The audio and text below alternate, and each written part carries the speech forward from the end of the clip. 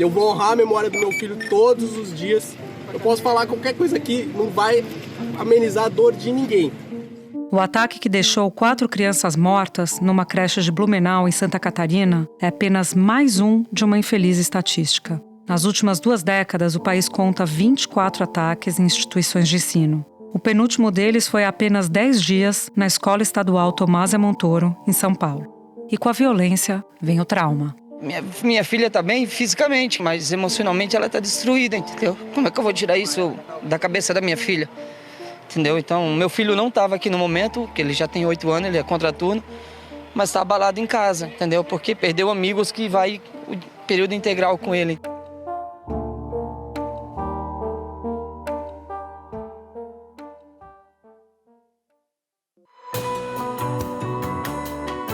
Da redação do G1, eu sou Júlia do Alibe e o assunto hoje é ataques violentos em escolas. Um episódio para entender como famílias e instituições podem abordar o tema com crianças e adolescentes. Neste episódio eu converso com a pedagoga Elvira Pimentel. Doutoranda na Faculdade de Educação, ela é pesquisadora do Grupo sobre Educação Moral e do Instituto de Estudos Avançados, ambos da Unicamp. Quinta-feira, 6 de abril.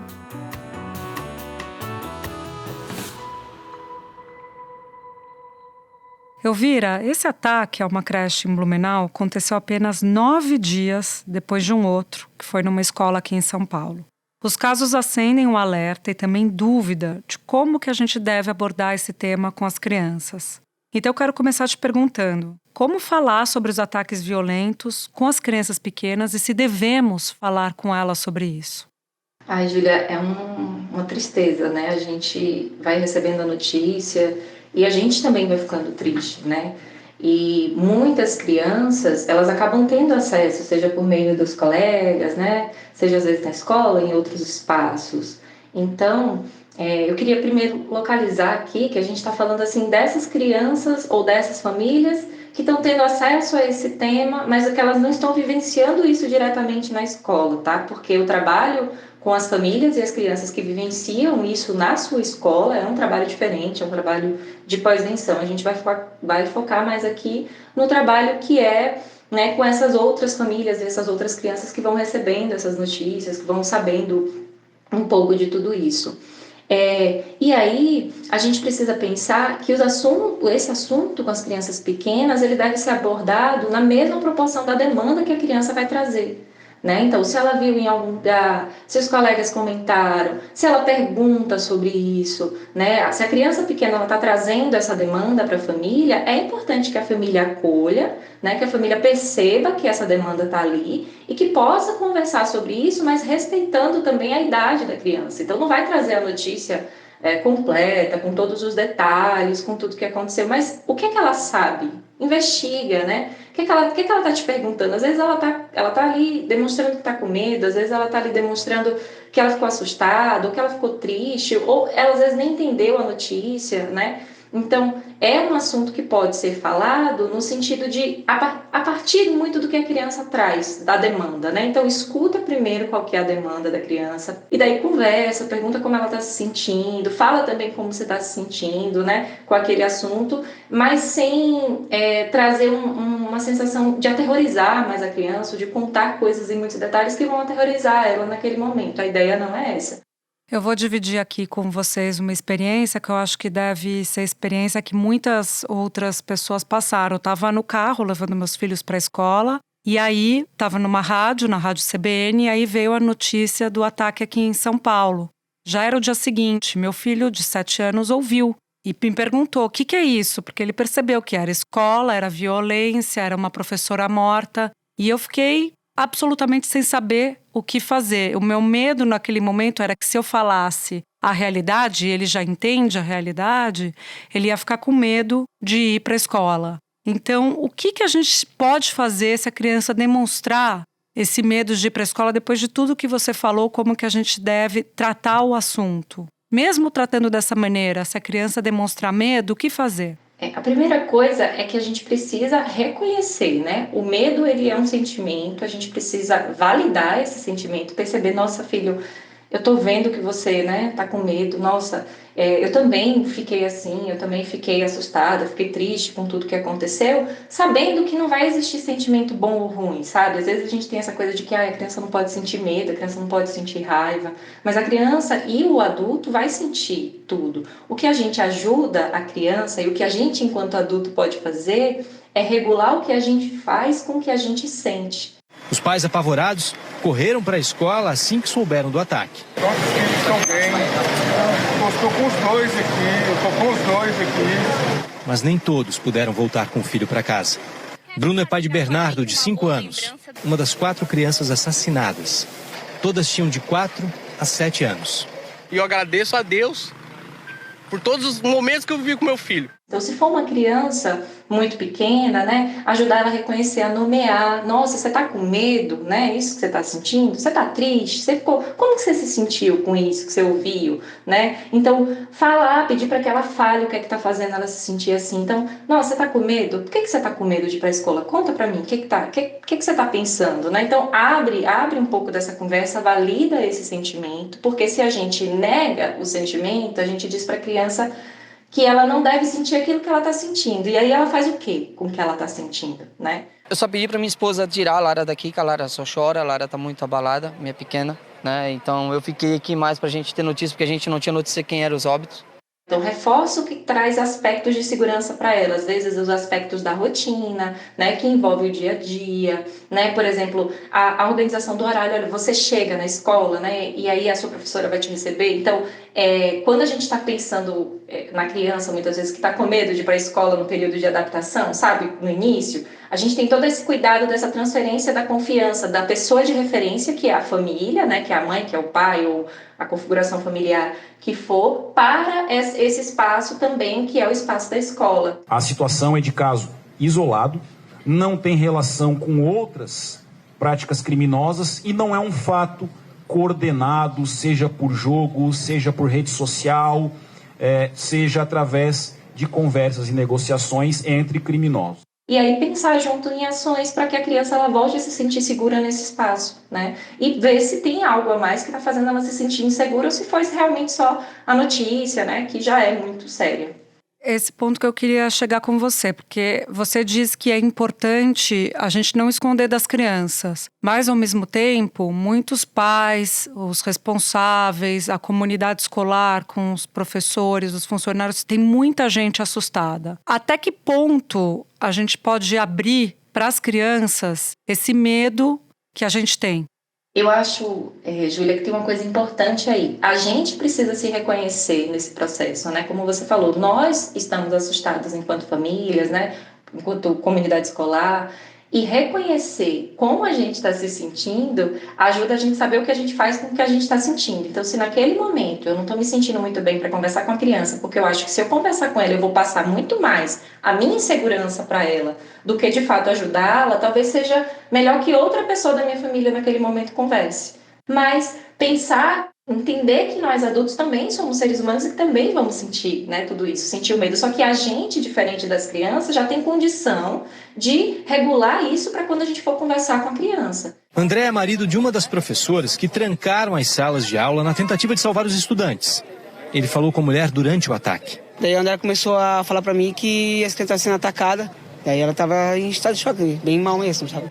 Então, é saber se conhecer, ver se está em condição de conversar naquele momento, né? Pensar, buscar apoio. O medo da gente vai muito também, às vezes, da circulação de informações falsas. Então, verifica as informações que recebe enquanto família, né? Os grupos de WhatsApp, nas mídias, verifica a veracidade dessas informações. E, além disso, pensa também assim, quem são as pessoas que podem te apoiar, que podem conversar com você sobre aquilo, na escola, né? Às vezes é uma outra família, às vezes é um profissional especializado que dá para conversar, que você quer conversar também sobre aquilo. Tava a caminho do trabalho, né? Uma rotina de sempre. Minha esposa normalmente quem traz, né? A minha filha pediu até para mim trazer.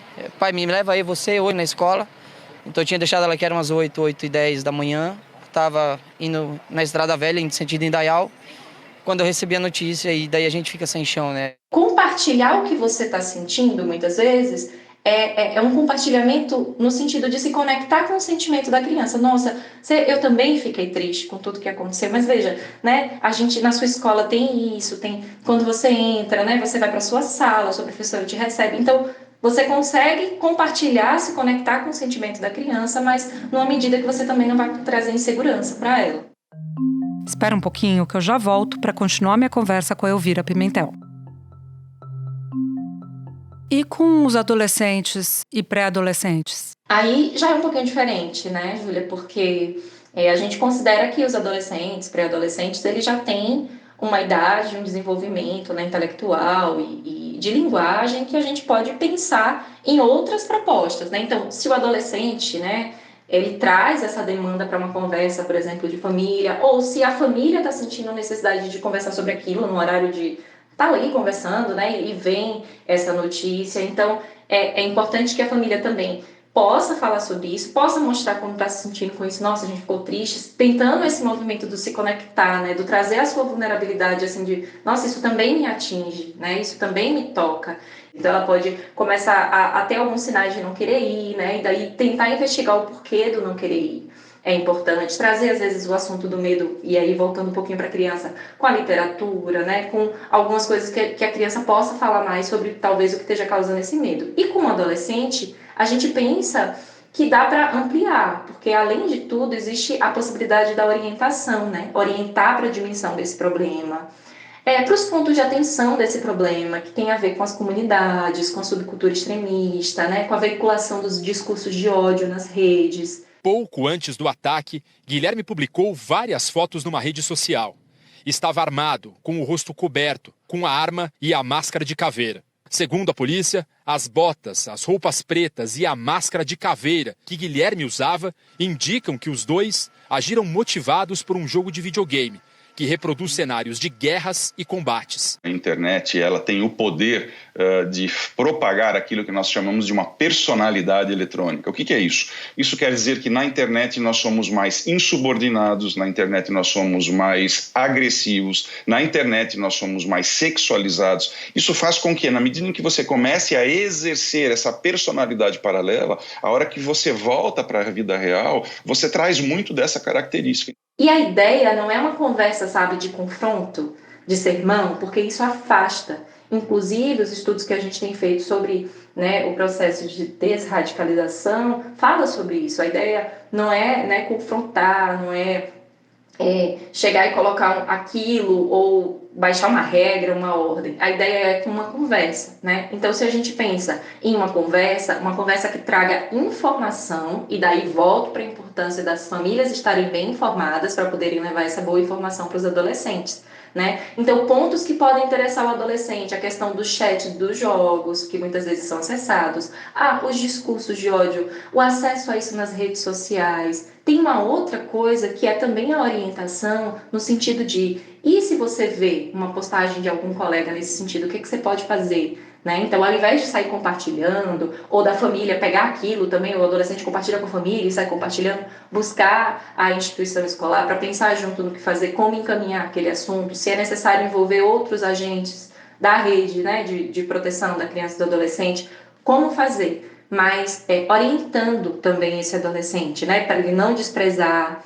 E, Júlia, tem uma outra coisa, que é também caso a família comece a notar que é um comportamento que demanda atenção, sabe? Por exemplo, é um adolescente que está usando muito esses chats, tá usando o discurso de ódio nas suas redes, né?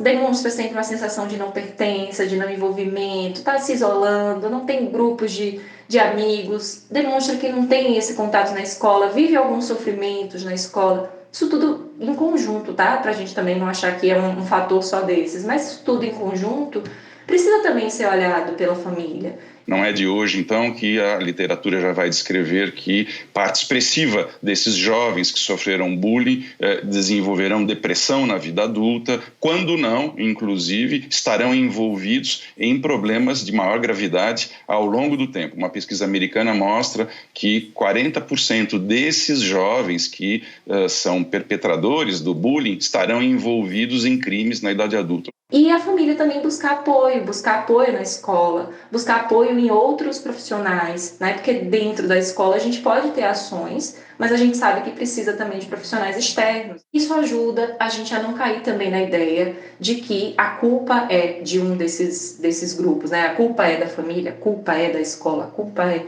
Então, essa ideia multidimensional do problema ajuda a gente a pensar que a família pode contribuir, a escola pode contribuir, mas isso é um conjunto, né, de ações. Elvira, nesta quarta, o governo anunciou que vai criar um grupo interministerial para discutir a violência nas escolas. Dizem que vão fazer um protocolo também comum, que vai ter proposta para alteração na legislação, via Congresso, obviamente. Queria saber a sua opinião sobre isso. Isso é muito importante, né? Porque a gente pensa, como eu estava falando, se a gente vai pensar esse fenômeno como um fenômeno multicausal, a gente precisa estudar sobre ele, conhecer, entender a realidade dele no Brasil, que não é a mesma realidade que a gente tem em outros países, apesar a experiência de outros países, né, podem nos ajudar a pensar sobre o assunto, mas pensar com profissionais, com especialistas da área, sobre esse tema e pensar nas possibilidades de existência de políticas na educação, mas políticas também de redução das desigualdades sociais, políticas para as redes sociais, né, políticas que têm a ver com o desarmamento. Então, é preciso um amplo olhar sobre isso e profissionais das várias áreas. E pensando na escola, a construção de uma política que fomente a convivência. 8 ministérios vão participar do grupo e em 90 dias devem ser apresentadas as primeiras propostas. Já o Ministério da Justiça vai liberar 150 milhões de reais para reforçar o patrulhamento em escolas e creches.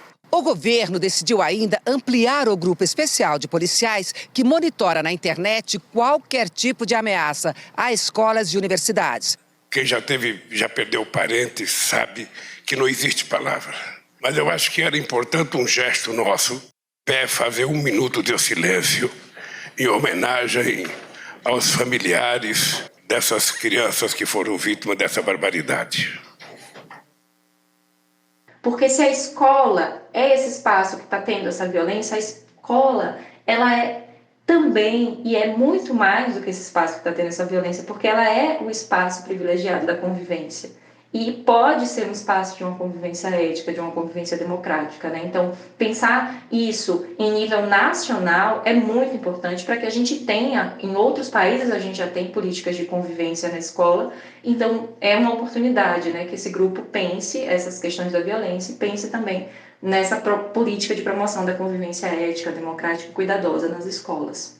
Elvira, agradeço demais a sua participação aqui com a gente, dividindo a sua experiência importantíssima. Obrigada e até a próxima. Obrigada, Júlia. Este foi o Assunto, podcast diário disponível no G1, no Globoplay, no YouTube ou na sua plataforma de áudio preferida. Vale a pena seguir o podcast na Amazon ou no Spotify, assinar no Apple Podcasts, se inscrever no Google Podcasts, no Castbox ou no YouTube e favoritar na Deezer. Assim você recebe uma notificação sempre que tiver um novo episódio. Comigo na equipe do Assunto estão Mônica Mariotti, Amanda Polato, Thiago Aguiar, Gabriel de Campos, Luiz Felipe Silva, Thiago Kazuroski, Etos Kleiter e Nayara Fernandes. Eu sou Júlia do Alibe e fico por aqui. Até o próximo assunto.